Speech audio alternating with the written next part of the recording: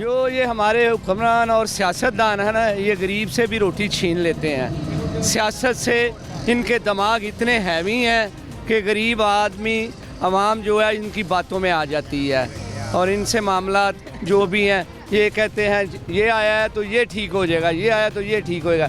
ये बेचारों को इनको पता नहीं है कि इनके साथ क्या होने वाला है।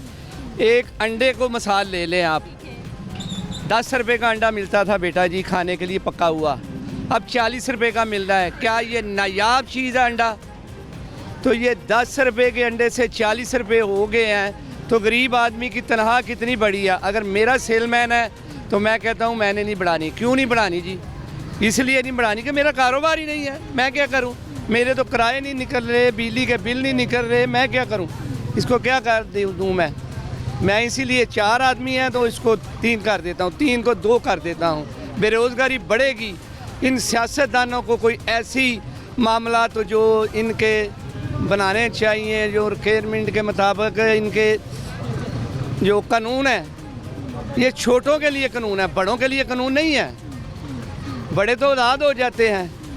2 लाख 10 लाख लेने वाला कर्जा उसकी मौत हो जाती है, फांसी का फंदा उसके गले में डलता है, और जो करोड़ों रुपए ले जाते हैं उनकी बात ही कोई नहीं होती।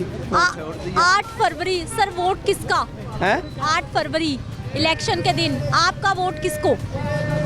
वोट डालना ही नहीं हमने। अरे सर क्यों अभी नाराज? वोट कौम की अमानत नहीं है, वोट की अमानत है बेटा। जिसको चाहेगी उसको ही लेकर आएगी, ठीक है?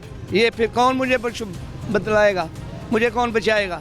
सर आप खैरियत से अपने घर ही जाएंगे, कहीं नहीं जाते आप? नहीं जाएंगे। मुझे ये बताइए, जब सवाल करने वाले आप ऐसे एंकर जो होते हैं ना, सवाल करके तो वो तो निकल जाएंगे।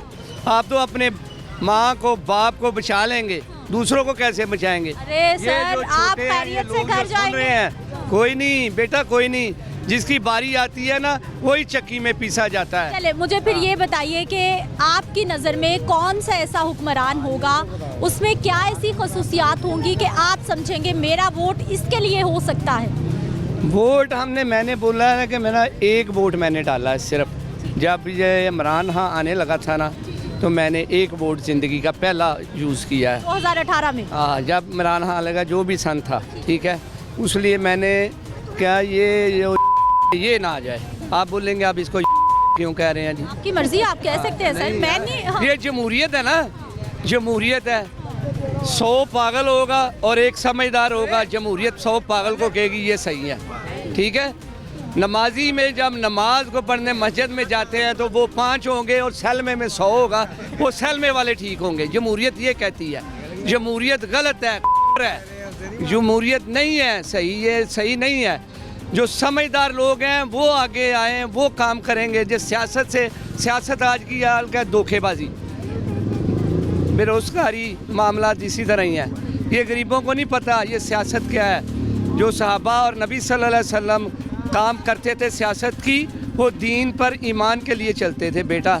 तो कितने लोग हैं जो दीन पे ईमान पे चल के सियासत कर रहे हैं? सियासतदानों के तो घर भरे हुए हैं के देखो तो वो 50-50 बंदे उसके घर में लगे हुए, उनकी मामला नीचे नहीं आते तो दूसरे के क्या होंगे बताओ मुझे? मैं बयान तो दे रहा हूँ, आप मीडिया पे भी कर लोगे।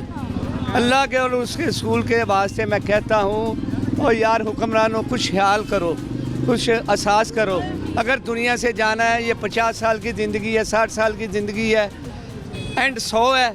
अभी मैं बूढ़ा हूँ, 55 साल का हूँ, मुझे तो 2-4 डंडे भी पड़ेंगे तो मैं तो ही जो बात गलत भी होगी ना वो भी मान जाऊंगा। क्यों? मैं खाने के लिए, मेरे पास इतनी सख्त नहीं है।